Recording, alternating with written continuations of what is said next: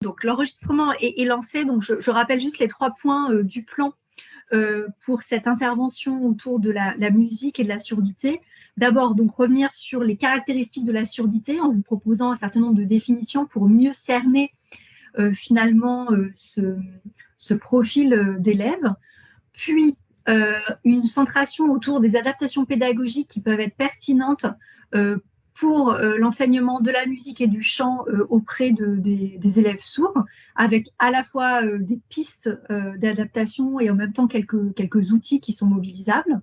Et enfin, quelques signes de langue des signes française en lien avec cette thématique-là pour nourrir votre communication, vos échanges avec des élèves sourds qui pourraient être signeurs dans vos classes. Donc, si vous en êtes d'accord, nous allons démarrer autour donc, de la définition de la surdité pour vous présenter un certain nombre d'éléments qui vont nous permettre un petit peu de mieux cerner ensemble ce que l'on entend par surdité et d'en déduire ce qui peut être pertinent ou non en matière d'enseignement de la musique et du chant. Donc, concernant la définition, peut-être commencer, comme vous le savez, mais par vous dire que la surdité, c'est quand même un handicap particulier. C'est un handicap particulier principalement pour 2 raisons.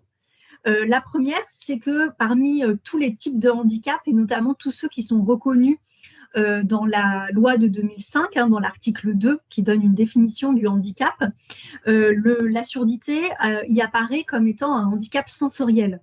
Donc, par distinction avec les autres types de handicap, le handicap physique, mental, cognitif, psychique, le polyhandicap et les troubles de santé invalidants. Alors, par handicap sensoriel, bien, on entend bien sûr un handicap qui touche l'un des 5 sens, là en l'occurrence l'ouïe ou l'audition. Et on a la surdité au côté aussi, dans ces handicaps sensoriels, au côté de la donc qui là va affecter la vue. Et au côté, on a tendance à l'oublier aussi, de la mutité, c'est-à-dire un handicap qui va toucher cette fois-ci tout ce qui va toucher à la voix, le fait d'être muet. Donc, la surdité, c'est un handicap sensoriel, comme la cécité ou la mutité, et qui se distingue des autres types de handicap reconnus par la loi de 2005. La deuxième caractéristique de la surdité qui en fait un handicap un petit peu à part, c'est que la surdité, c'est un handicap invisible. Ça veut dire qu'à première vue, la surdité ne se remarque pas. On ne peut pas l'appréhender lors d'une rencontre impromptue avec une personne sourde. Le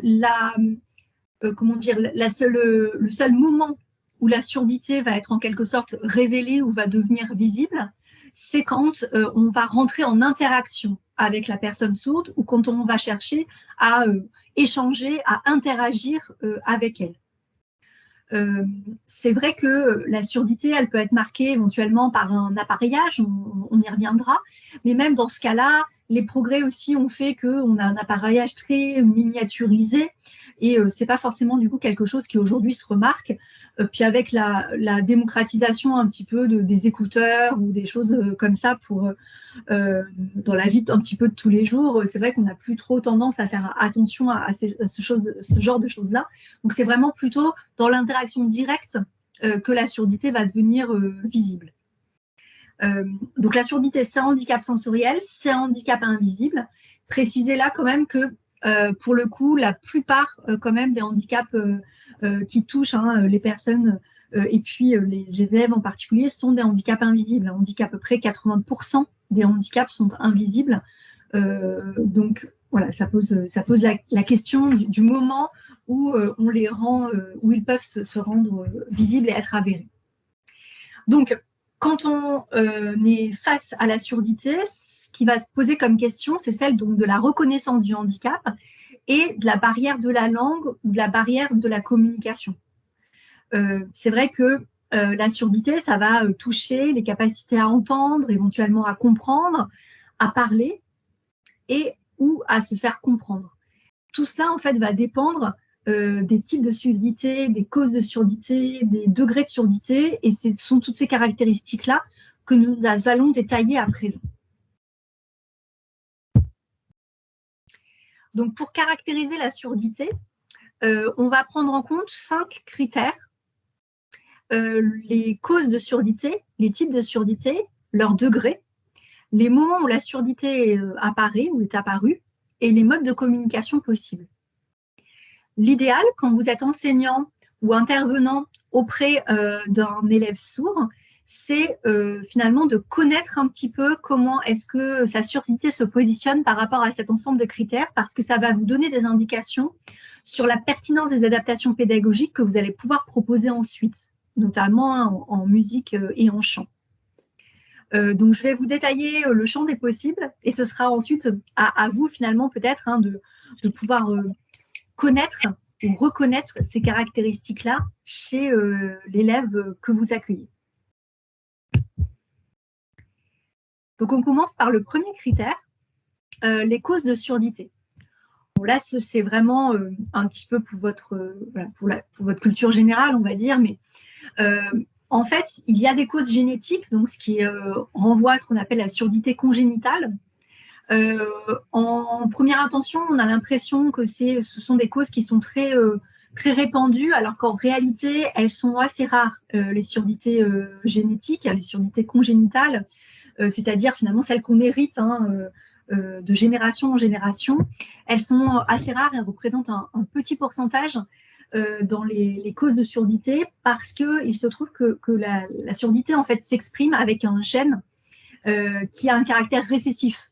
Si vous vous rappelez un petit peu vos cours de biologie, c'est comme les yeux bleus, c'est-à-dire que si les deux parents sont porteurs, ont des yeux bleus, il est possible que le gène s'exprime chez l'enfant, mais sinon, la plupart du temps, on ne va pas avoir des yeux bleus, sauf si les deux parents en sont porteurs.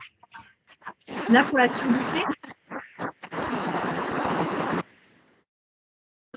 surdité, on va avoir un petit peu le même type de principe. Donc, les surdités congénitales, celles qu'on hérite, qu'on transmet de génération en génération, existent, mais sont quand même plutôt circonscrites. Ensuite, eh bien, on va avoir d'autres causes plus répandues de surdité, donc des causes prénatales et néonatales, qui vont donner lieu donc à une surdité de naissance, un enfant qui naît sourd.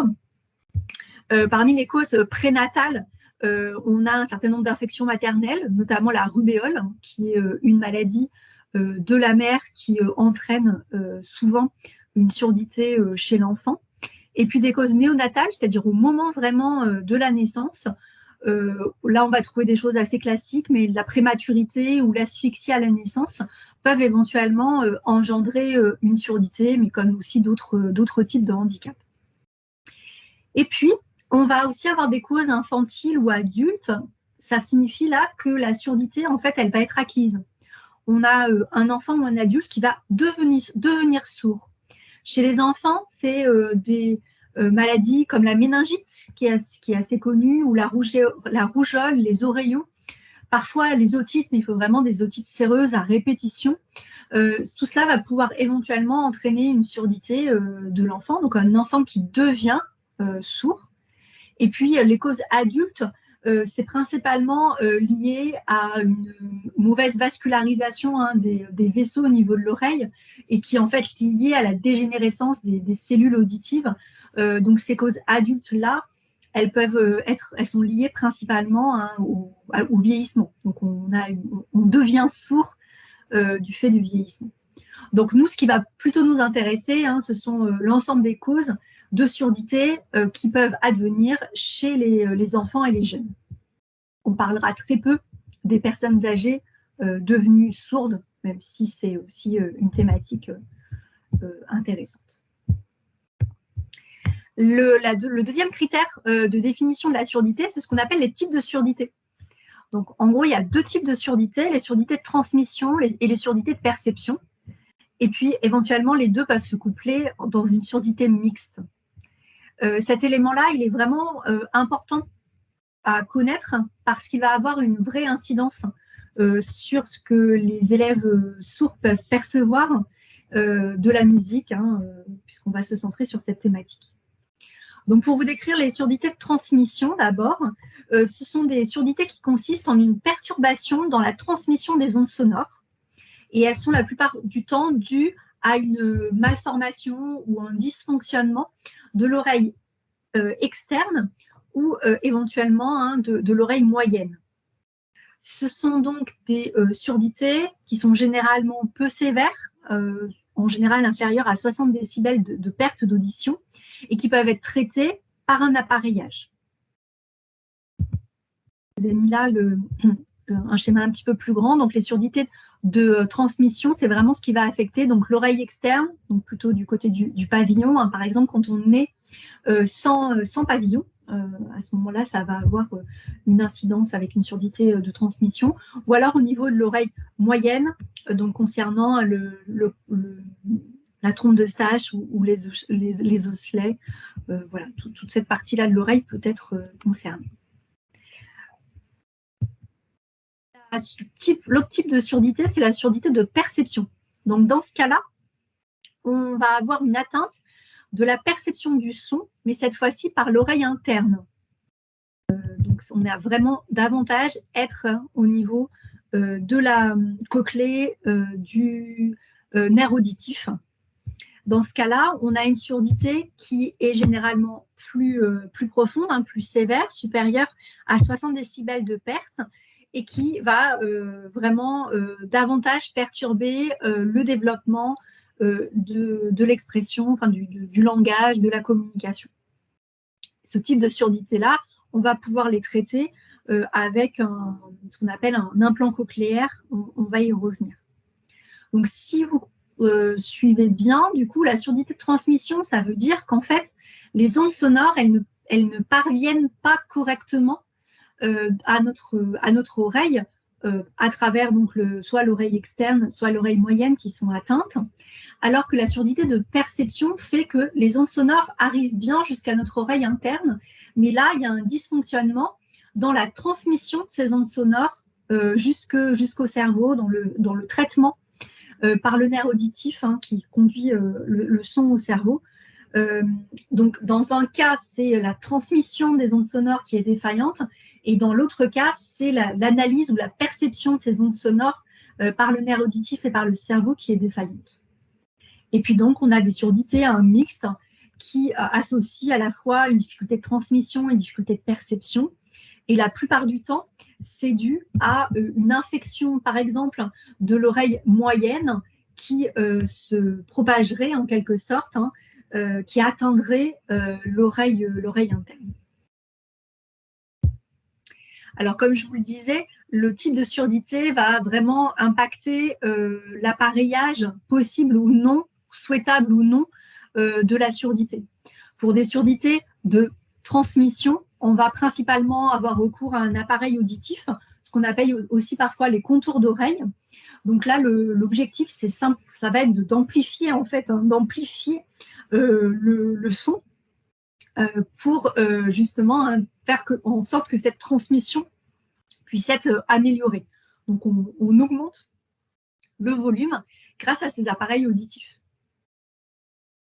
Pour les surdités de perception, on va avoir recours à un autre dispositif, puisque là, en fait, amplifier le son, ça ne sert à rien, puisque les ondes sonores parviennent bien à l'oreille interne. Là, la difficulté, c'est l'analyse hein, de ces ondes sonores-là par le nerf auditif et par le cerveau. Donc, dans ce cas de figure, on a recours à ce qu'on appelle un implant cochléaire. Donc, l'implant cochléaire, ça réside hein, dans l'installation au niveau du cerveau d'électrodes qui vont en fait stimuler le nerf auditif et faire en fait en sorte que des impulsions électriques arrivent bien au cerveau, donc par ce biais-là, sinon ça ne se fait pas. Et donc ces ondes électriques-là peuvent être analysées par le cerveau et peuvent du coup donner un certain degré d'audition à l'enfant sourd. Alors donc dans le premier cas de figure, on va avoir un enfant sourd qui va être appareillé. Dans l'autre cas de figure, un enfant sourd qui va être implanté. Ces deux dispositifs-là existent. Ils se développent de plus en plus, hein, suite évidemment au progrès de la médecine et on va dire au poids aussi des médecins ORL dans le domaine de la surdité.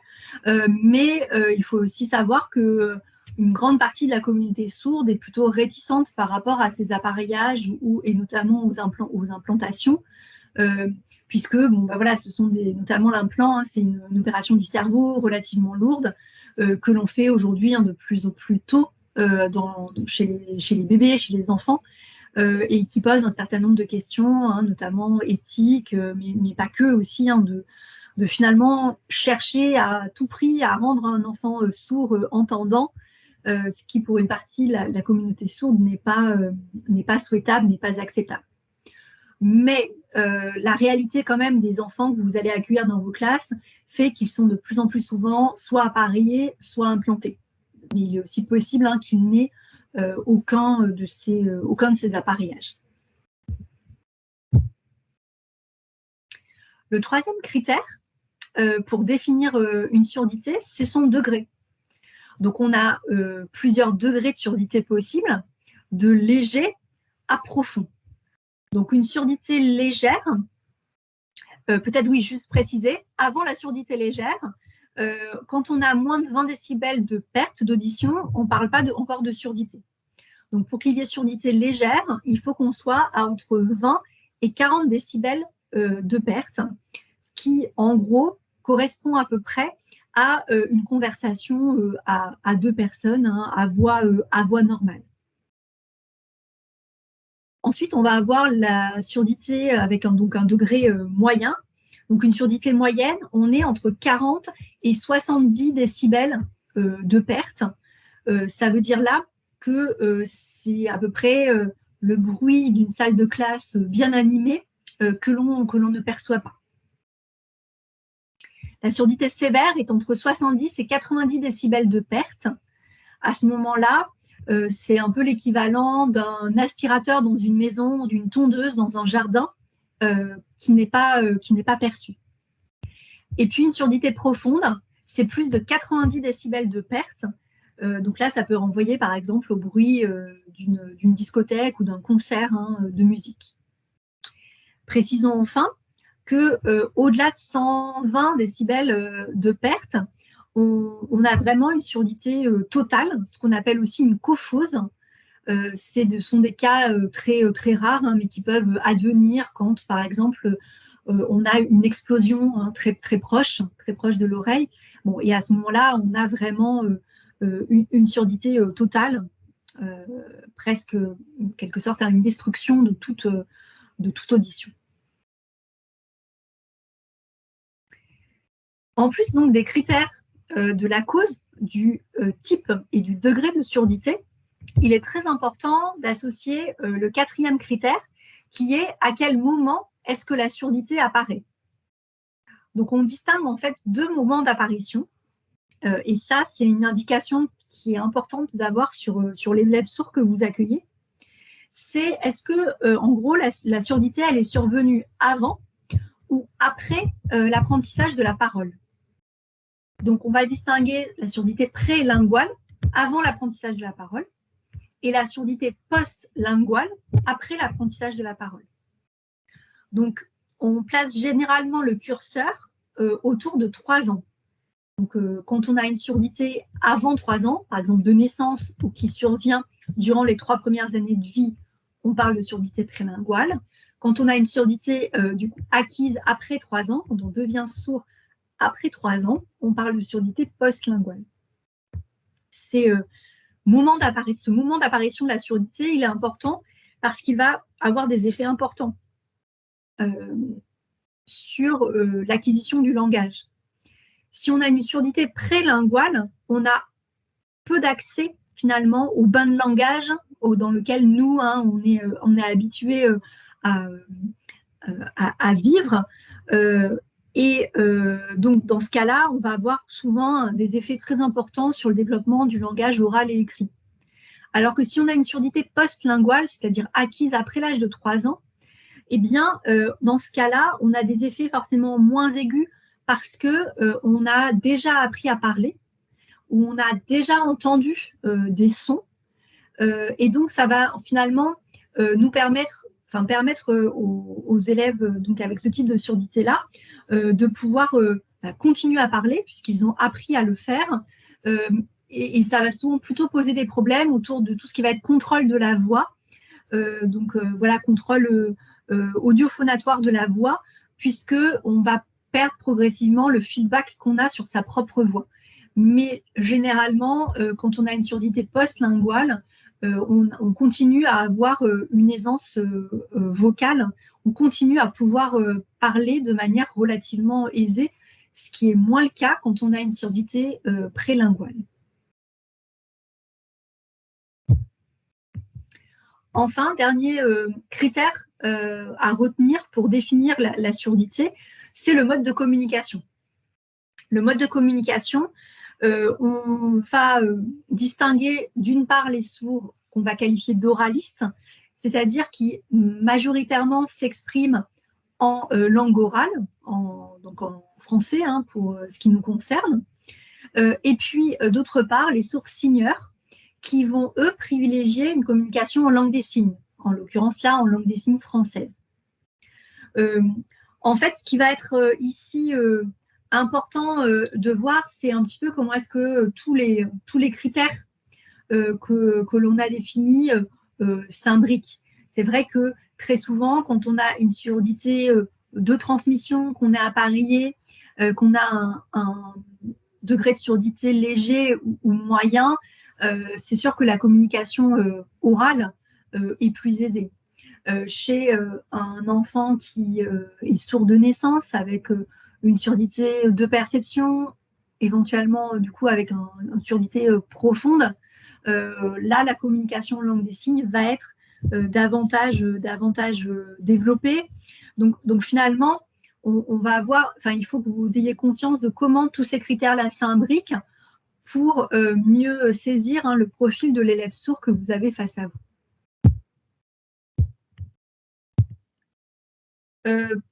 Peut-être juste à ce niveau-là, est-ce que vous avez des questions par rapport du coup aux 5 critères de définition de la surdité, tous et du coup étant forcément imbriqués les uns par rapport aux autres?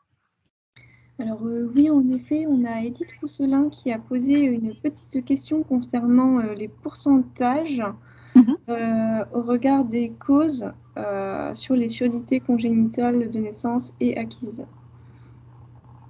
Voilà. Est-ce que éventuellement il y aurait des chiffres? Alors oui.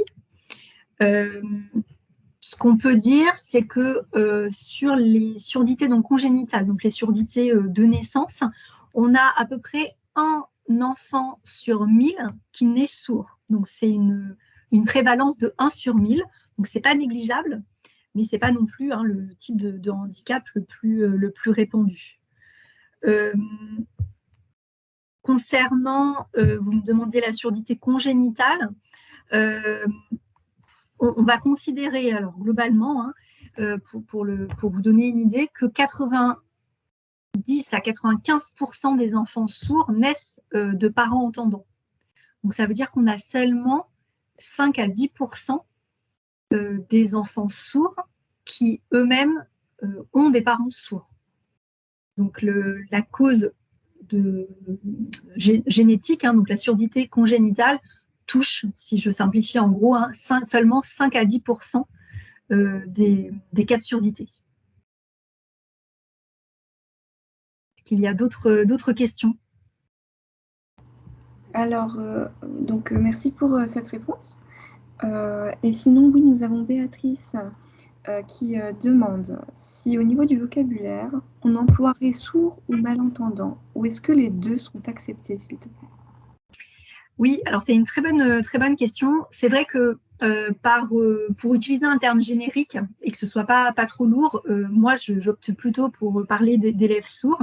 Mais c'est vrai que quand on combine en fait tous les critères que je vous ai décrits, on va avoir tendance à parler d'élèves plutôt donc malentendants. On va utiliser ce qualificatif-là pour des surdités légères, moyennes. On va utiliser sourd plutôt pour des surdités, des degrés de surdité sévères et profonds. Et on va utiliser le terme de devenu sourd pour des surdités acquises, donc ce que nous, on a appelé tout à l'heure des surdités post-linguales. Donc on va pouvoir avoir tous ces termes-là, c'est vrai que j'opte plutôt pour le terme générique de sourd, sachant qu'il y a toutes les déclinaisons possibles. Donc, vous pouvez tout à fait accueillir dans votre classe un élève qui, lui, se qualifiera de malentendant parce qu'il aura un degré de surdité léger ou moyen, ou qui pourra être bien récupéré, que l'audition pourra être relativement bien récupérée, par exemple avec un appareillage. D'accord.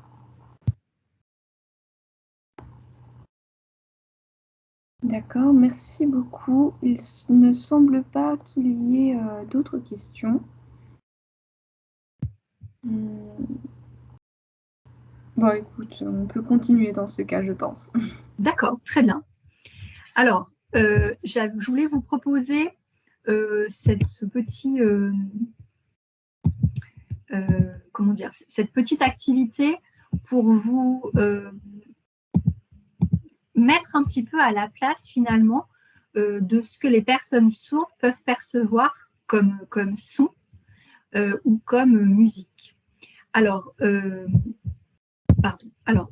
y a deux possibilités. Il faudrait que vous me disiez si vous êtes plutôt musique classique ou rock parmi les représentants aujourd'hui, parmi le public qui est présent pour ce webinaire. Je vous propose de voter dans le chat et Héloïse me fera part de du résultat. Donc, c'est pour vous donner un exemple, hein, et qu'on teste ensemble, qu'on se mette à la place d'une personne sourde. Et on peut partir sur une base classique ou rock. Héloïse? Pour l'instant, on a une majorité de rock. Très bien. Alors, nous allons rocker ensemble. Donc, je vous propose d'écouter, et puis de toute façon, je vous ai mis là le site dans le diaporama, donc vous aurez tout loisir de faire le même test avec la musique classique. Donc, voilà la musique rock sur laquelle on va travailler.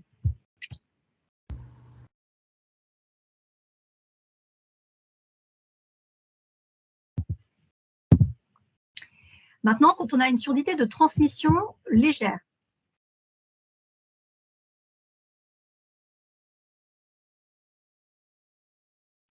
quand on a une surdité de transmission un petit peu plus importante. On n'entend pas. Il n'y a pas de son. Vous n'entendez pas? Non, en effet, il n'y a pas de son qui sort. Alors, comment ça se fait? Parce que moi, je l'entends. Est-ce que tu veux prendre la main, Héloïse, pour le faire, peut-être? Si tu veux. C'est peut-être un problème de partage d'écran, de partage de son. Oui, en effet, lorsqu'on partage, il faut mettre le partage du son. Voilà. Donc, est-ce que ça te dérange de le partager? Donc, juste pour vous expliquer ce qui va se passer. Donc, on va entendre un morceau de rock, quelques notes d'une musique rock. Et ensuite, on va en fait tester ce qu'entend une personne sourde, avec donc une surdité de transmission avec des degrés plus ou moins importants, et puis une surdité de perception avec des degrés plus ou moins importants. Et c'est ça qui va vous permettre de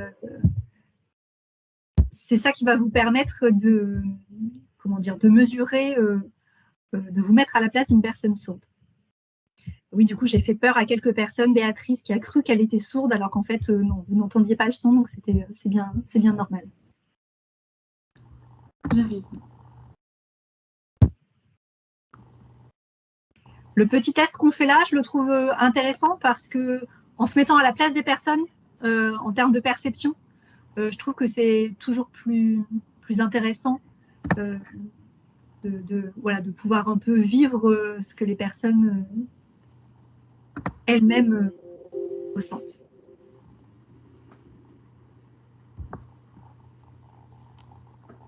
Voilà, parfait. Donc, si tu peux descendre, Héloïse, jusqu'à la musique rock. La première, c'est la musique classique. Voilà, on descend encore. Ah oui, pardon. Donc, musique rock. Donc, on écoute la petite musique avec une audition normale.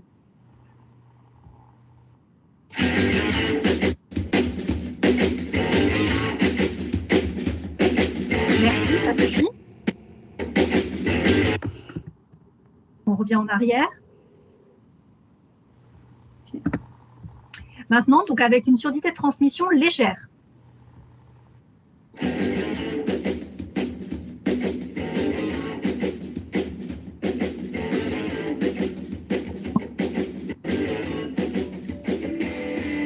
arrière. Surdité de transmission un petit peu plus importante, moyenne.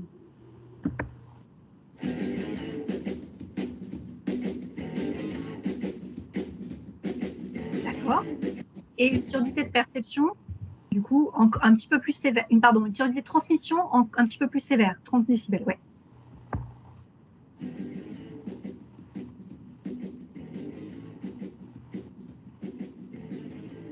Ok. On passe maintenant à une surdité de perception. Perception légère.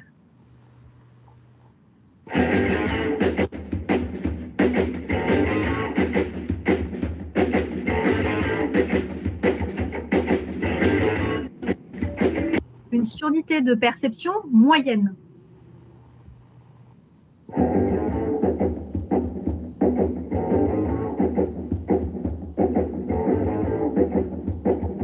Et on termine par une surdité de perception sévère.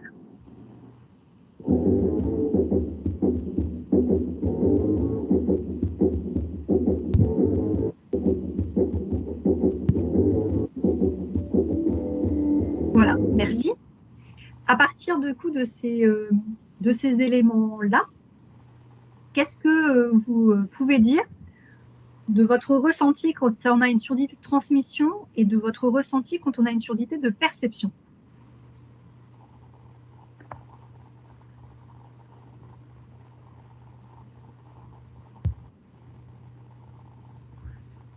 J'ai l'impression qu'on n'entend pas exactement la même chose.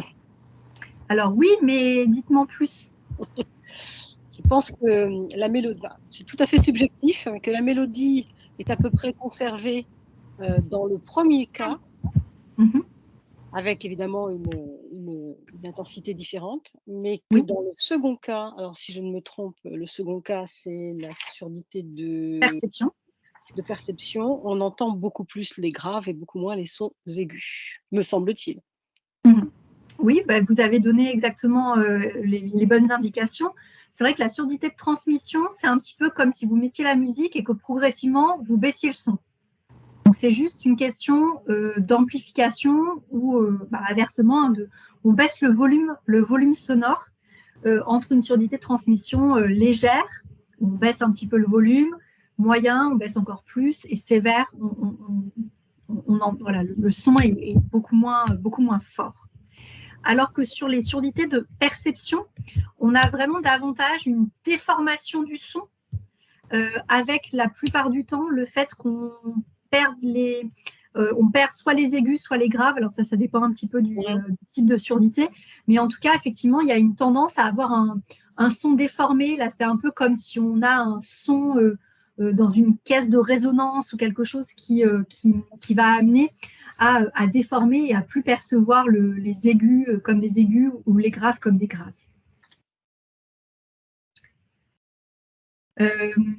Voilà. Est-ce que vous avez des remarques, des questions par rapport à ces différents degrés de surdité, ces différents types de surdité et leur expression là qu'on vient de tester?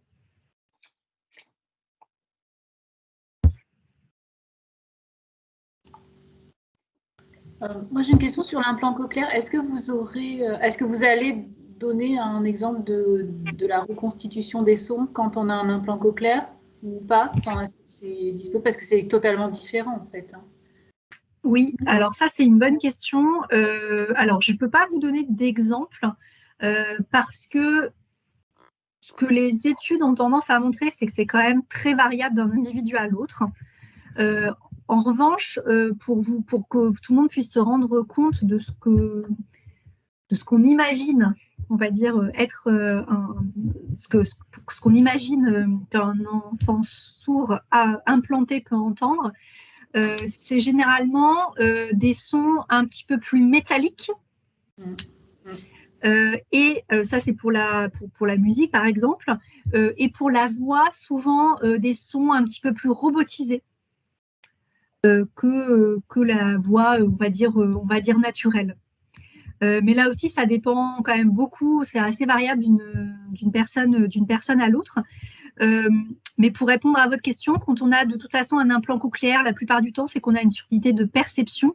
Donc, il y a déjà une déformation des sons.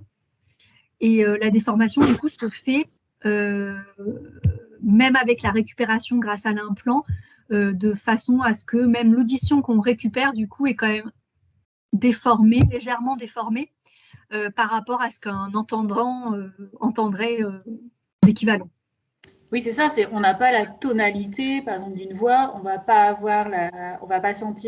entendre la différence entre un violon ou une contrebasse. Enfin, ce genre de choses, en fait. Enfin, moi, je pense à la musique, mais je pense aussi dans la vie de tous les jours, entre un chat qui miaule et un téléphone qui sonne, c'est tout un apprentissage pour reconnaître les sons. Et exactement. Ça, en fait, c'est pas assez, quoi. Enfin, voilà, c'est pas du tout le système des prothèses où on amplifie. Là, on reconstitue un son et oui, effectivement, ça donne sans doute, je sais pas, quelque chose de très métallique, très robotisé, ouais, comme vous disiez, c'est justement. Ouais, voilà, exactement. En fait, ce dont il faut se rendre compte, c'est que comment dire, quand on a un implant, en fait, on ne devient pas entendant. C'est vraiment tout un travail de rééducation orthophonique, de rééducation du coup du cerveau pour apprendre à son cerveau à entendre des bruits qu'on n'a jamais entendus, à les analyser. Et donc la plupart du temps, en fait, on va très souvent perdre, on va entendre, mais on va perdre beaucoup des nuances, notamment comme vous le disiez, par rapport aux tonalités, hein, on va perdre ces nuances-là.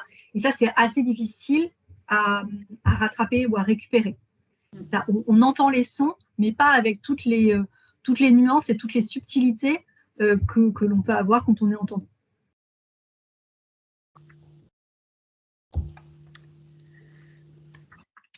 Est-ce qu'il y a d'autres questions?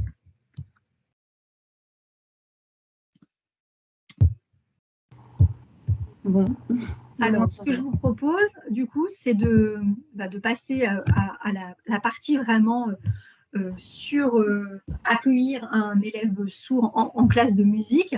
Donc, on va là plutôt s'intéresser aux adaptations qui sont possibles, sachant que je pense que vous l'avez perçu qu'en fonction du profil de l'élève sourd que vous accueillez, les types d'adaptations pertinentes vont pouvoir varier. Hein, entre un enfant sourd de naissance, sourd profond, non appareillé d'une part, et un enfant à l'inverse, malentendant et appareillé, on va forcément avoir des adaptations différentes à proposer pour rendre son enseignement accessible.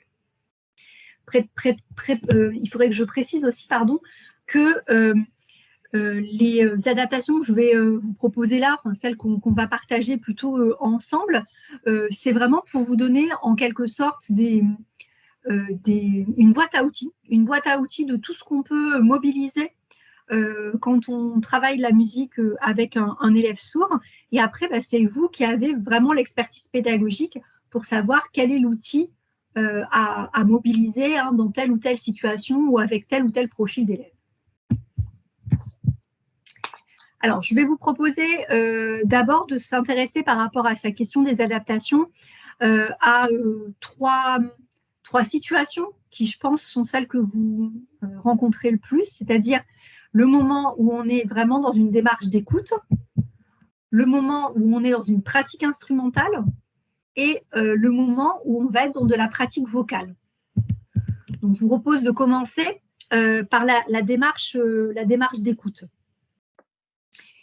Il est certain que quand on a un élève sourd hein, dans son groupe classe, eh bien, il va falloir aménager le cadre d'écoute puisque c'est forcément plus difficile pour un élève sourd de pouvoir entendre ce que vous allez lui diffuser hein, qu'un élève entendant. Donc, on va chercher à aménager ce cadre d'écoute de différentes façons. La première chose, ça va être de réfléchir, si vous devez faire écouter un morceau de musique, comme on l'a fait là tout à l'heure pour cette musique rock, entre le fait de la diffuser sous forme d'un enregistrement ou de la diffuser en direct. Dans les deux cas de figure, on va forcément du coup avoir des choses différentes. Si vous utilisez un enregistrement, là, l'avantage, c'est par exemple qu'on peut moduler hein, le volume sonore relativement facilement. Mais le désavantage, c'est qu'on a, pour l'élève sourd, aucun support visuel auquel se raccrocher par rapport à ce morceau de musique qui est joué. Alors que si on joue une musique en direct, et que donc on demande aux élèves d'être à l'écoute de ce morceau, là, on va avoir un visuel, l'élève sourd, il va pouvoir se raccrocher à un visuel, et il va pouvoir aussi éventuellement, en plus de ce qu'il va entendre, pouvoir travailler sur la perception du son qu'il peut en avoir. Par exemple, si vous lui donnez le droit de toucher l'instrument sur lequel vous jouez, ou si vous le donnez accès sous une forme ou sous une autre à des vibrations. Alors, dans le cadre de votre classe, ce qu'on a tendance à faire, du coup, quand c'est possible, ça va être de rapprocher l'élève sourd de l'instrument qui joue, ou alors de l'enceinte qui diffuse la musique, qui diffuse le morceau. Et dans ce cas-là, on est bien dans une démarche d'écoute, mais du coup plus perceptible par l'élève sourd. Et on peut utiliser un outil, comme par exemple, peut-être que vous connaissez ça, les enceintes vibrantes, alors c'est des enceintes soit qu'on pose, soit parfois aussi des enceintes qu'on peut porter, que l'élève sourd peut porter directement sur soi, autour du cou par exemple, et qui en fait vont donner du coup vraiment la perception des vibrations de manière très très proche pour l'élève sourd. Donc là, en quelque sorte, on donne à entendre, dans le sens de on donne à percevoir autrement ou en complément de ce que l'élève sourd peut quand même entendre. Souvent, sur un élève malentendant à Paris ou implanté, il y a quand même des restes auditifs qui leur permettent de percevoir une partie du son. Et là, on va donner une dimension supplémentaire à cette écoute-là à travers cette perception du son. Est-ce que sur la démarche d'écoute, il y a des commentaires, des questions? Alors, il n'y en a pas eu pour le moment, en tout cas. Alors, je vous propose de continuer sur les autres situations, puis on pourra peut-être aussi faire un point global. L'autre situation que j'imagine être celle que vous pouvez rencontrer aussi en classe, c'est le moment où on va chercher à pratiquer, donc avoir une pratique instrumentale. Donc, dans ce cas-là, quand on accueille un élève sourd dans sa classe, on va réfléchir à plusieurs choses. D'abord, la disposition spatiale que vous allez adopter doit être la plus adaptée possible. On a tendance à dire qu'une disposition en arc de cercle ou en U, par exemple, est les dispositions qui sont les plus favorables à cette pratique-là. Pour en rendre là aussi visible et perceptible plus facilement la pratique instrumentale, qu'elle soit individuelle et encore plus intéressante quand elle est collective. Deuxième chose à regarder, c'est ne jamais s'interdire du coup d'avoir recours à différents instruments et pas forcément que aux instruments qu'on utilise classiquement dans le cadre d'une classe. Je caricature un tout petit peu, mais c'est sûr qu'une flûte à bec, pour un élève sourd, c'est pas ce qui va directement être le plus accrocheur en termes de pratique instrumentale.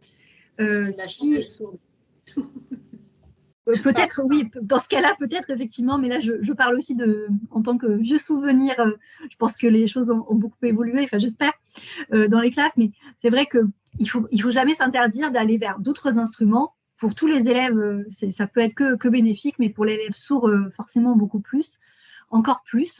Et bon, des instruments qui vont donner des vibrations, qui vont avoir cette perception visuelle et tactile, vont être beaucoup plus intéressants. Donc, tout ce qui va être de l'ordre des percussions, mais même un piano avec les touches qui vont vibrer, ou des instruments à cordes ou à vent, où là aussi, on va pouvoir avoir accès à la visibilité ou la mise en visibilité du son, vont être plus intéressants. on va chercher toujours à miser sur l'expérience sensible de la pratique musicale. Donc, pouvoir faire en sorte qu'avec les élèves, vous exploriez et vous manipuliez des instruments différents, des instruments pour lesquels le son est rendu perceptible quasiment uniquement par l'audition, donc peu intéressant pour un élève sourd, et en allant jusqu'à des instruments où là, voilà, par le toucher, par les vibrations, on va avoir accès en plus du son à une expérience de pratique instrumentale plus complète, en tout cas quand on est sourd. Je pensais à des choses, mais voilà, tout ce qui va être les percussions, à la fois en instrument, mais aussi, il y a un certain nombre de choses qui ont été développées autour de méthodes d'apprentissage avec des percussions corporelles, où en fait, on cherche à faire ressentir dans son corps même les percussions. Et bien ça, c'est pour un enfant sourd, pour un élève sourd, ça peut être tout à fait pertinent. Même des instruments de musique auxquels qu'on n'imagine pas forcément et qu'on utilise peu, mais comme des bols tibétains par exemple, où on va pouvoir comme ça taper sur le bol et où là il y a une grande réverbération du son, quelque chose d'assez puissant. Ça va pouvoir aussi donner une pratique instrumentale perceptible et intéressante pour un élève sourd. Donc ne pas s'interdire d'explorer et de découvrir tout un tas d'instruments différents, même si ce ne sont pas, on va dire, les instruments forcément standards qui pourraient être utilisés dans le cadre d'une classe.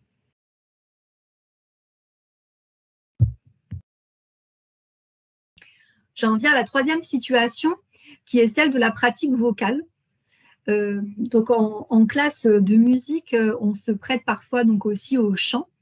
Dans ce cas-là, la présence d'un élève sourd dans la classe amène aussi à un certain nombre d'interrogations, puisque vous avez compris, un élève sourd, il a à la fois des problématiques donc, pour entendre, pour percevoir le son, mais il a aussi une problématique par rapport à sa propre voix et au fait de produire des sons. Donc il ne faut pas hésiter avec un élève sourd dans sa classe, il ne faut pas s'interdire. Comme la démarche d'écoute tout à l'heure, on peut tout à fait travailler quand même la pratique vocale avec un élève sourd, mais forcément en ayant en proposant un certain nombre d'aménagements. L'idée, c'est de faire vraiment explorer à l'élève sa voix, souvent une voix avec laquelle il n'est pas forcément à l'aise. Il faut bien dire que c'est une voix qu'il ne perçoit pas ou qu'il perçoit peu. Donc, c'est vrai que les élèves sourds ont souvent un petit peu un complexe par rapport à leur voix, qu'ils trouvent, ou que les autres le trouvent un petit peu déformé, un petit peu robotique, comme on disait tout à l'heure. Donc, c'est vrai que dans une première approche, on aura plutôt tendance à partir sur quelque chose de plus improvisé, ou sur voilà, une composition vocale qui soit relativement libre et que chacun puisse s'y adonner sans contrainte trop formelle.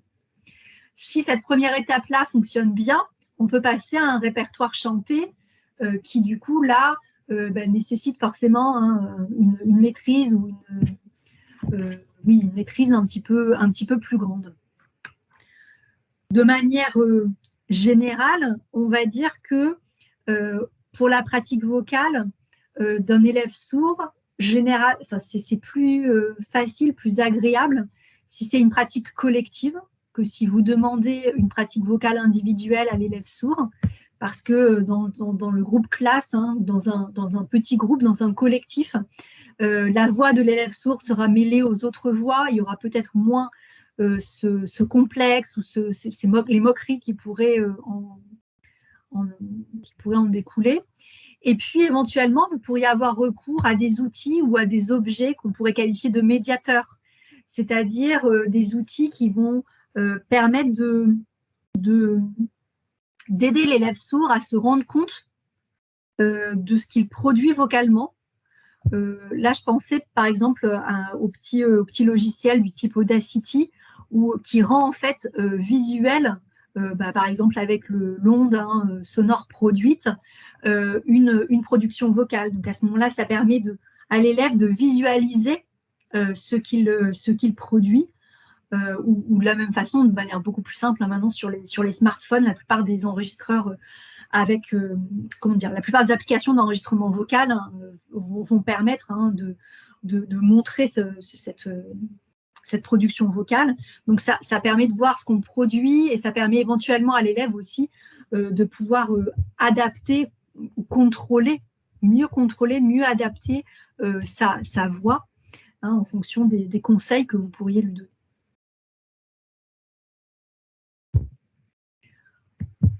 Est-ce que vous avez donc des questions sur ces 3 situations que sont donc l'écoute, la pratique instrumentale et la pratique vocale? Ah, bon, voilà. Donc, Madame ou Monsieur Simonelli demandait comment s'appelait le logiciel. On parlait en effet d'Audacity. Béatrice l'a donc évoqué dans le chat. Oui. Alors après, moi, c'est un exemple que je donne. Peut-être que vous pouvez mettre dans le chat si vous utilisez d'autres applications. C'est vrai qu'Audacity est très facile d'accès, gratuit, facile d'accès. Donc, c'est celui, moi, que je mobilise, mais peut-être que vous avez d'autres suggestions. Alors, le souci d'Audacity, c'est qu'il n'est pas sur Android. C'est uniquement sur un ordinateur. C'est ça un peu le souci. Ouais, d'accord. Mais je pense qu'avec la plupart des enregistreurs vocaux que vous avez pour le coup sur smartphone, normalement, ça doit vous donner, alors pas toutes les fonctionnalités d'Audacity, mais en tout cas, dans cette idée de rendre visuelle la production vocale, ça devrait fonctionner. Après, vous n'avez pas parlé des gilets vibrants. Oui. Qui commencent un peu à se démocratiser, je vais dire, peut-être. Oui. Alors du coup, c'est plus l'accessibilité pour l'instant, mais je trouve, moi je m'étais posé la question là parce que on y a eu accès pour un spectacle dans un théâtre, mais je me disais, mais à l'école, oui, et que ça se démocratise encore un petit peu plus, qu'on en est dans les classes. Absolument. Alors en fait, l'origine de ça, dans les salles de concert, on a commencé au départ par mettre en place des planchers vibrants. Donc c'est ça qui a pu au départ rendre accessible la musique pour ce type de public-là. Puis effectivement, c'est un petit peu comme le principe des enceintes. Au départ, c'était des baffles qui étaient posées et les personnes sourdes venaient un petit peu coller aux baffles. Puis ensuite, il y a eu les enceintes portatives. Et là, c'est un peu la même idée du gilet vibrant. Et effectivement, ce sont des types d'adaptations que pour l'instant, on trouve plutôt dans des salles de concert ou au moment de spectacle et qui ne se sont pas encore totalement ou encore vraiment démocratisé au sein des classes, mais ce serait tout à fait intéressant.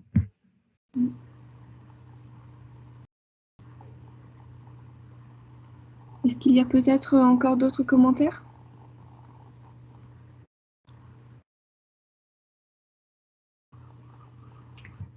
Bon. Alors, je vous propose, mais on aura de toute façon encore du temps pour échanger, d'en arriver du coup.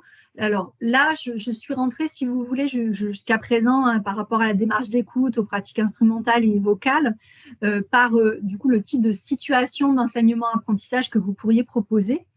Ce que je vous propose maintenant, c'est de rentrer par les adaptations pédagogiques, c'est-à-dire de réfléchir à quels outils, ou plutôt à quelles ressources est-ce qu'on peut se raccrocher quand on a un élève sourd. Donc vous allez voir que les deux vont se rejoindre, le type de situation qu'on propose et puis les idées d'adaptation pédagogique qu'on peut avoir. Mais c'est une autre façon de mouliner un petit peu les idées de comment proposer l'accès à la musique et au chant de manière un peu différente pour ce public-là. Donc, en gros, quand on se demande comment est-ce qu'on peut rendre la musique accessible aux sourds, viennent à l'idée 4 recours possibles. Les vibrations, on en a déjà un petit peu parlé, les couleurs, les dessins et les signes. Donc, je vais essayer de passer en revue ces 4 mises en accessibilité possibles pour les élèves sourds de la musique et du chant d'ailleurs, et puis de pouvoir en fait vous illustrer un petit peu ce qui est possible. Donc, ce qui vient probablement le plus rapidement à l'esprit quand on a un élève sourd dans sa classe, c'est d'avoir recours aux vibrations. Comme on a dit tout à l'heure, notamment donc pour la démarche d'écoute et la pratique instrumentale, l'idée là, c'est de rendre finalement perceptibles les vibrations sonores, pas simplement du coup par l'audition ou par l'ouïe, mais aussi par du visuel, par des choses perceptibles au niveau tactile ou kinesthésique, au niveau du toucher. Donc, pour ce faire, eh bien, on va chercher à donc faire en sorte que les élèves sourds puissent percevoir les vibrations créées par les ondes sonores et qu'ils puissent, l'idée là simplement, c'est qu'ils puissent sentir la musique au-delà du fait de l'entendre partiellement, de manière déformée, comme on a pu le voir. Alors, du coup, pour ressentir au mieux, percevoir au mieux cette musique, eh bien, on va pouvoir, avoir recours à un certain nombre d'outils ou de ressources. D'abord, vous dire que cette perception, elle va être possible si l'élève est appareillé. Donc, dans ce cas-là, on va, comme on l'a vu, avoir plutôt une amplification des vibrations dans le système auditif. Mais au-delà de ça, simplement quand vous diffusez de la musique et que l'élève, par exemple, tient un ballon de baudruche dans ses mains, là, ou que vous posez un ballon de baudruche sur un piano ou quoi, vous jouez, là, on a un moyen très simple et très économique de rendre perceptibles ces vibrations sonores, pas qu'au niveau de l'audition, mais aussi au niveau du rendu visuel. On voit la transmission des vibrations entre l'instrument, par exemple, et le ballon. De la même façon, comme on l'a vu, on va avoir des salles de concert qui vont installer des planchers vibrants qui vont donc conduire en quelque sorte les vibrations, notamment pour les basses fréquences, ou alors, donc on a dit le gilet vibrant qui peut fonctionner aussi, ou alors l'enceinte qu'on va avoir là posée autour du cou. Donc, dans tous les cas, ces différents outils vont vraiment permettre de faire percevoir les vibrations et probablement encore plus intéressant, faire percevoir les modulations dans ces vibrations. Puisque notre objectif en tant qu'enseignant, c'est pas simplement du coup que les élèves sourds puissent percevoir quelque chose de la musique, mais c'est aussi qu'ils puissent en ressentir toutes les modulations, toutes les nuances, puisque c'est bien souvent de là que vient l'émotion provoquée par la musique, au-delà du son pur ou brut en lui-même qui peut être produit. Donc le recours aux vibrations, c'est vraiment la première adaptation pédagogique à laquelle il faut penser quand on a un élève sourd dans sa classe. L'autre adaptation qui va un petit peu participer de la même idée de rendre visuels les sons, c'est le fait d'avoir recours aux couleurs. Donc là, on a cette volonté d'essayer de traduire des notes de musique en couleurs ou de rendre accessible une variation rythmique grâce à l'utilisation de lumière. Alors, juste pour le petit clin d'œil, en fait, cette réflexion-là sur l'association entre musique et couleur, elle est très ancienne. Je vous ai mis là, dans le diaporama à gauche, ce qu'on appelle le cercle chromatique de Newton. Donc, on est en 1704, donc au début du XVIIIe siècle. Et Newton, en fait, va justement dans toutes ces expériences un peu de physique, s'intéresser, ces expériences scientifiques, s'intéresser justement à l'association entre des couleurs et des notes de musique. Donc dans ce cercle chromatique qui en fait vient de la décomposition de la lumière, quand on décompose la lumière blanche, en fait, contrairement à ce qu'on pourrait croire, la lumière blanche, elle n'est pas du tout homogène, mais elle est constituée de ces différents rayons de lumière qui sont colorés. Et c'est en se combinant que tous ces rayons de lumière donnent la lumière telle que nous on l'aperçoit. Donc ce cercle chromatique-là donc fait percevoir les différentes couleurs, comme on le voit, qui composent donc la lumière. Et Newton a cherché à lui proposer des correspondances de notes de musique. Donc, si vous voulez, cette idée d'analogie entre d'une part des notes de musique et d'autre part les couleurs, c'est vraiment une idée très ancienne.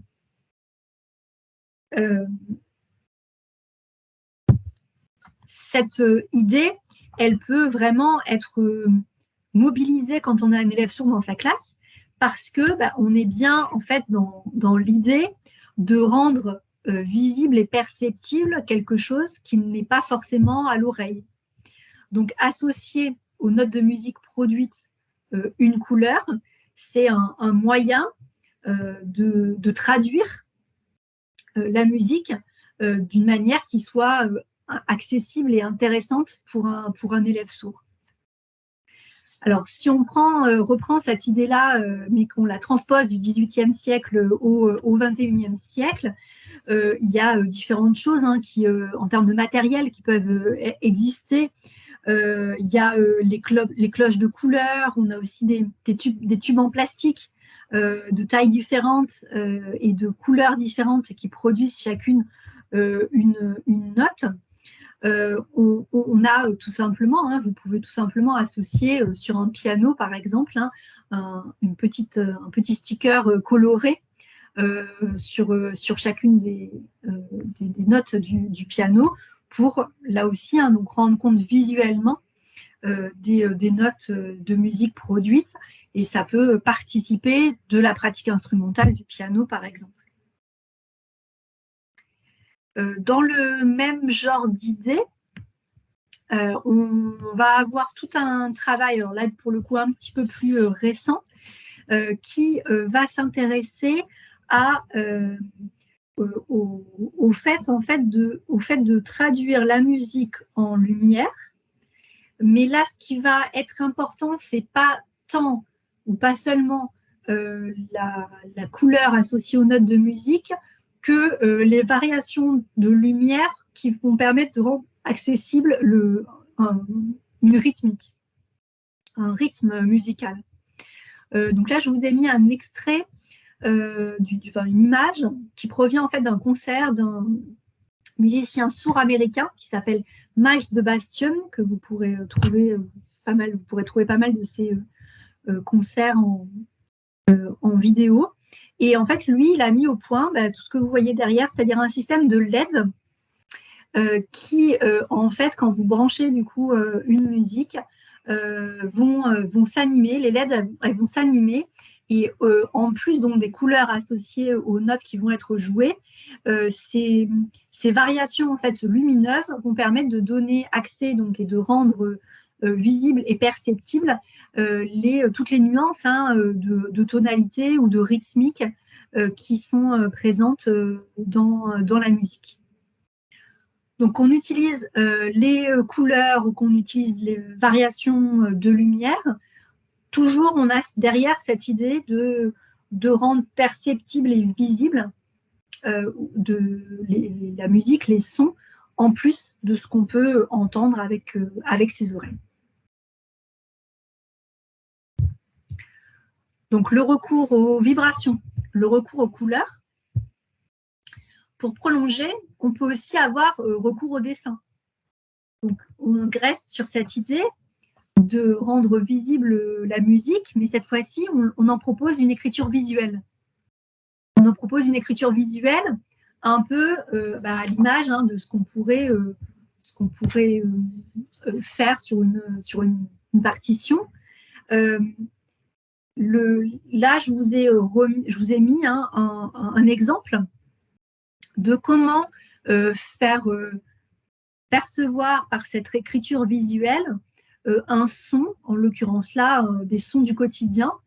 Et c'est Olivier Chétrit, qui est un artiste sourd, qui a proposé ces traductions visuelles de différents rythmes sonores, comme la pluie, le cheval qui trotte, le va-et-vient des vagues de la mer, la balle de ping-pong, etc. Donc ça, je trouve que c'est intéressant, soit de proposer cette écriture visuelle, soit de travailler justement avec les élèves autour de la façon de dessiner un son ou un rythme. Donc cette façon de rendre compte par le dessin du son sur lequel vous souhaitez travailler.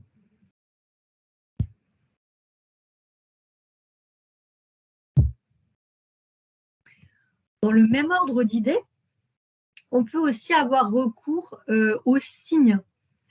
Donc là, c'est toujours Olivier Chétrit, ce comédien, cet artiste sourd français, que j'ai emprunté cet exemple, où en fait, là, pour le coup, sur une vraie partition, il représente une chanson, mais une chanson en signes, en langue des signes. Donc il redessine les signes de langue des signes en les posant sur la partition pour que ça corresponde à la musique qui est jouée. Alors là, c'est intéressant, on va dire à plusieurs titres, parce que on va ici avoir vraiment recours à soit une traduction, soit une création artistique qu'on appelle le chant-signe. Je vous ai mis ici le nom. Et il y a bien, c'est pas une faute d'orthographe, c'est bien chant-signe sans T, on a vraiment accolé les deux mots. Le chant-signe, c'est la création ou alors l'adaptation de chansons en langue des signes. Donc là, en l'occurrence, en langue des signes française. Donc l'idée, c'est de pouvoir en fait produire une chanson, produire de la musique, mais en ayant recours aux signes. Donc, soit c'est une adaptation, c'est-à-dire qu'il y a une chanson existante et on pose des signes de langue des signes dessus. La plupart du temps, ça va traduire non seulement les paroles, mais aussi on va y mettre de la rythmique. On va moduler en fait les signes qu'on va enchaîner pour que ça corresponde aux tonalités ou au rythme de la chanson. Ou alors, encore plus récemment, on n'a vraiment que des créations, de pures créations en chant-signe, où là, on ne s'appuie plus sur une chanson préexistante, mais on a une création de A à Z directement par le biais de la langue des signes. Donc, tous ces éléments-là peuvent être très intéressants à travailler avec un élève sourd, et ça peut aussi faire évidemment l'objet d'un projet, de projet collectif. Sachant que le chant-signe, c'est vraiment une pratique artistique en langue des signes qui s'est beaucoup développée ces 10 dernières années, avec des productions, un intérêt croissant, à la fois d'ailleurs chez les entendants, parce que c'est quand même assez fascinant à regarder un chansigneur, et puis aussi évidemment chez les sourds. Pour vous donner juste quelques exemples que vous connaissez, le chant-signe, le premier chant-signe, on va dire, qui a été un petit peu rendu accessible au grand public, mais qui est en fait complètement un contre-exemple, c'était, si vous vous rappelez, le clip de Florent Pagny, Savoir aimer, où en fait Florent Pagny, donc il y avait des chansons qui est diffusées en fond et qui se prêtent, Savoir aimer, qui se prêtent du coup à ce chant-signe. C'est un contre-exemple pour plein de raisons, et d'ailleurs les sourds ont vraiment peu apprécié ce clip-là, parce que en fait c'est un clip en noir et blanc où pendant toute la première partie de la chanson, Florent Pagny est très peu éclairé, et du coup on voit très peu les gestes, et c'est complètement contre-intuitif par rapport à une production dans une langue gestuelle. Et puis ensuite, il produit donc les signes qui correspondent bien à la chanson, mais il a une expression du visage complètement neutre. alors que c'est une chanson d'amour, il a un visage voilà, comme s'il venait de perdre quelqu'un de très important dans sa famille. Donc, c'était pas du tout adapté par rapport à cette, comment dire, au principe même de la langue des signes qui relie complètement ce qu'on fait avec son corps et ce qu'on fait avec ses mains et tout ce qui va être expression du visage.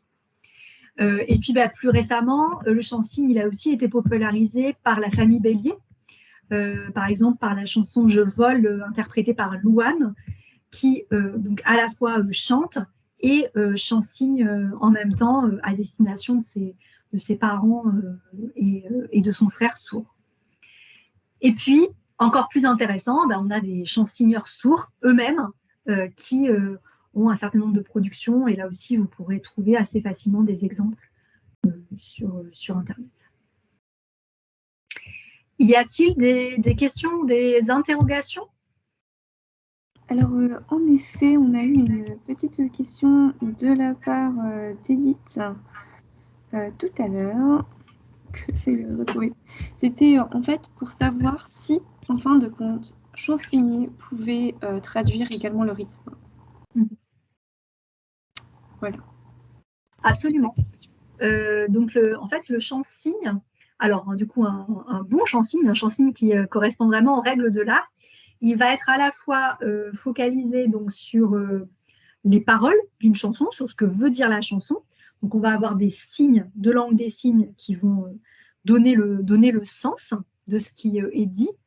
Et en plus, en fait, ça va être vraiment l'enchaînement des signes ou la répétition des signes, le fait de produire un signe lentement ou rapidement. On va jouer en fait sur ça pour reproduire la rythmique correspondante dans la chanson. Donc, c'est pas que transmettre le sens pur et dur des paroles, par exemple, mais c'est aussi vraiment respecter la production dans son ensemble et donc avoir des modulations. Par exemple, dans la chanson Je vole de Louane, quand elle dit mes chers parents, je pars, quand elle chante, ça va faire je pars, la note va être un petit peu tenue. Donc, on va avoir tendance en langue des signes à faire le signe partir et en le maintenant. Mes chers parents, je pars, on va maintenir.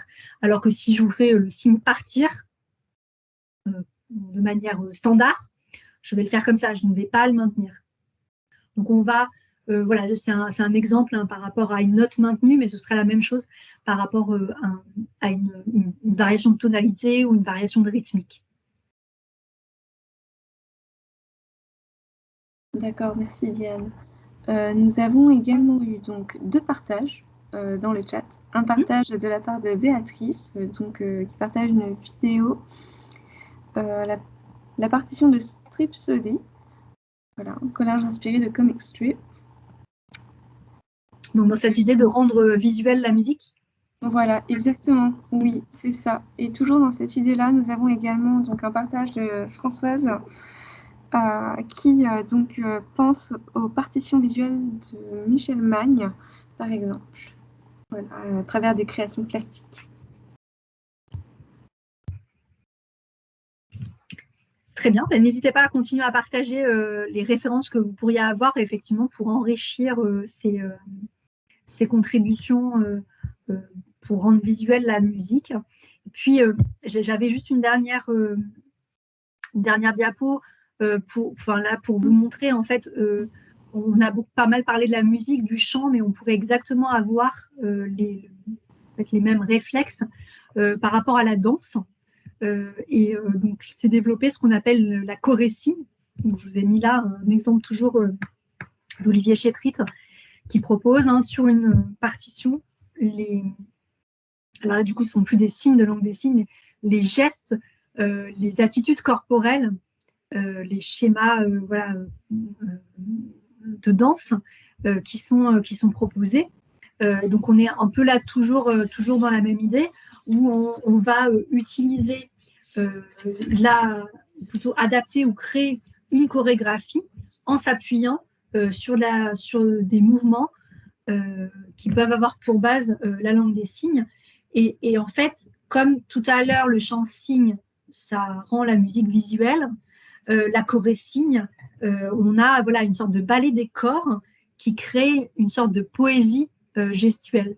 Donc, on peut tout à fait rendre accessible la musique, le chant, mais aussi la danse en langue des signes à destination d'un public sourd, mais aussi d'un public entendant, car on peut tout à fait être touché par ce type de production en chant signé ou en choré-signe.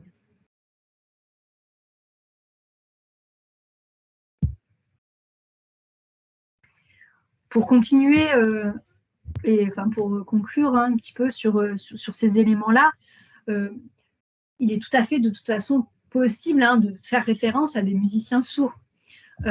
Voilà, on peut penser à Ludwig van Beethoven, qui lui est devenu sourd avec une dégénérescence qui l'a amené à être sourd et à composer d'ailleurs la plupart de ses grands succès en ayant perdu l'audition.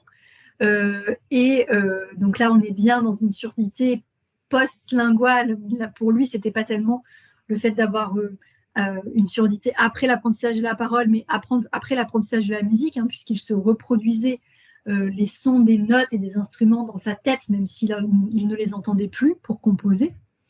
Puis je vous ai mis deux autres artistes. On a Evelyn Glennie ici, une percussionniste sourde, voilà, très, très connue et qui a un répertoire vraiment très riche.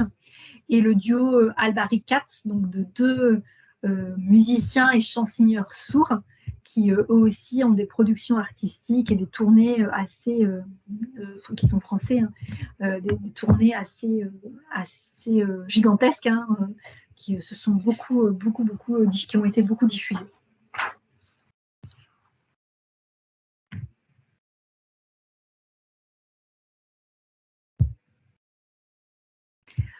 Je voulais terminer en vous donnant quelques signes de langue des signes, donc en lien avec la thématique du jour. Alors peut-être là, Héloïse, si tu veux bien, proposer aux personnes de brancher leur caméra. Il me semble qu'on n'est pas si nombreux que ça, enfin, en tout cas celles qui le souhaitent. Si vous voulez brancher la caméra juste pour ce dernier petit moment. Et puis ceux qui ne branchent pas, vous faites pareil chez vous. Je ne vous verrai pas forcément, mais je suis sûre que vous le ferez très bien. Donc, je voulais partager avec vous quelques signes de langue des signes. Donc, je vous l'ai fait, puis ensuite, je vous les remettrai en visuel. Donc, le signe pour musique, vous pouvez le faire en même temps. Musique. Donc là, on a un signe voilà, où on a nos doigts qui représentent le chef d'orchestre, les gestes du chef d'orchestre, donc la musique. Je voulais vous proposer donc également, en lien avec ce qu'on a vu aujourd'hui, le signe du chant. Chant ou chanter. Vous partez de votre bouche et vous avez vos doigts qui s'agitent, comme vous imaginez votre voix qui porte devant vous, qui porte vers l'extérieur. Et puis, le signe pour danser. Danser. Donc là, vous avez vos deux jambes et qui dansent sur un parquet ou qui glissent sur un parquet. Donc, la musique, le chant et la danse. Voilà. Et alors, on peut rajouter effectivement, comme le propose Magali, le chant-signe. Donc, le chant quand on est en vocal et le chant-signe, donc qui part cette fois-ci pas de la bouche, mais de la main, quand on est en chant-signe, quand on utilise la langue des signes.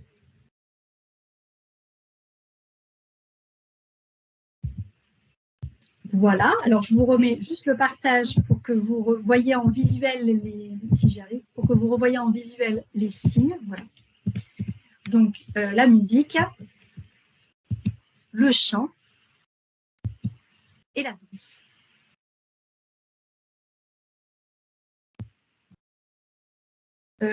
Voilà, j'ai à peu près terminé.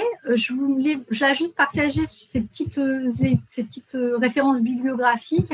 Alors, il y a peu de choses qui sont vraiment spécifiques.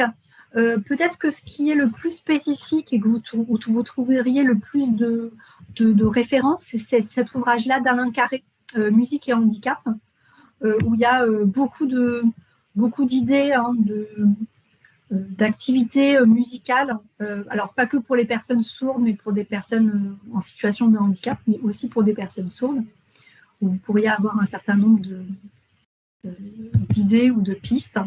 Et puis sinon, je vous mets un certain nombre de guides aussi qui existent, hein, de l'éducation nationale ou d'autres instances qui vous, là aussi, donnent un certain nombre de pistes pédagogiques pour accueillir ce type de public.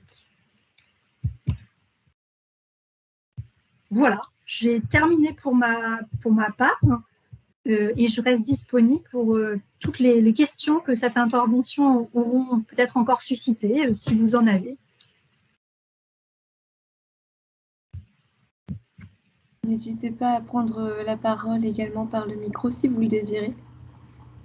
En effet, on est peu nombreux, on peut se le permettre.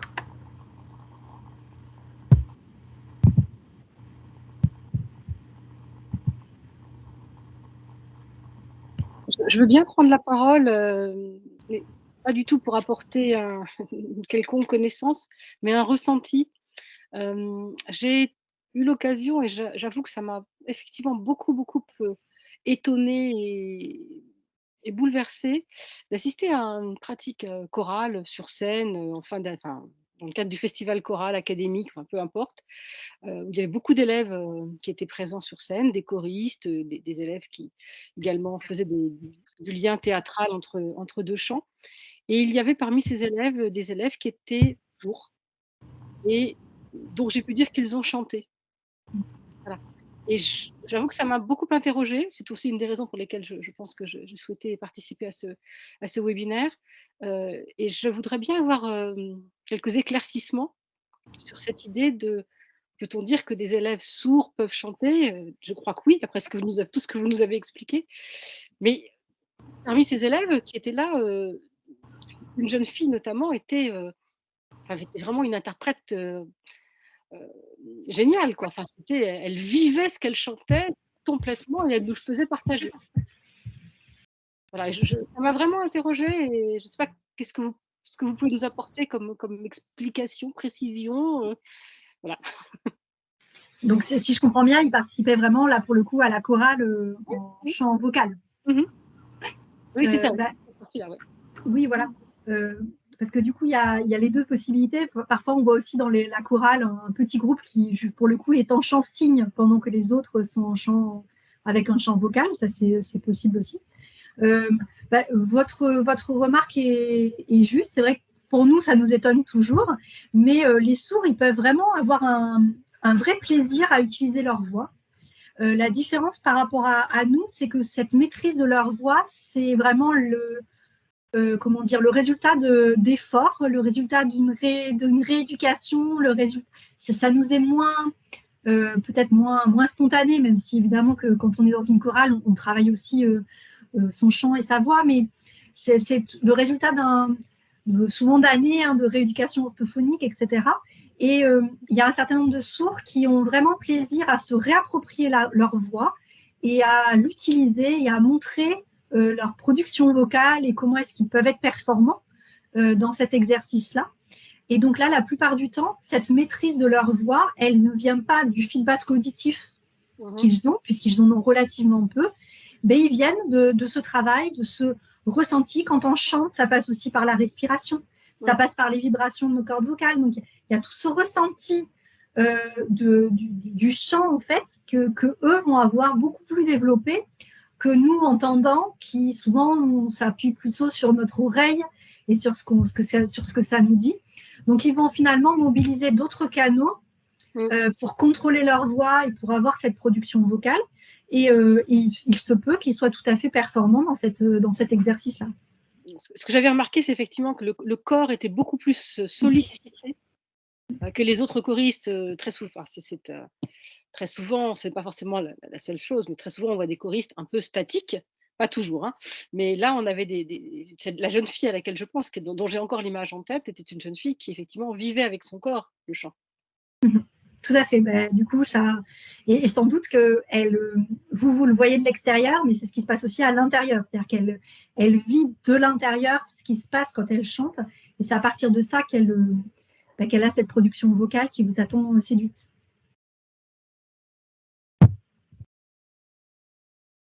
Merci. Je ne sais pas s'il y a d'autres questions.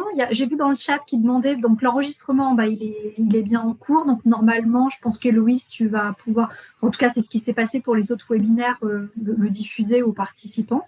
Oui, c'est ce que je vais faire.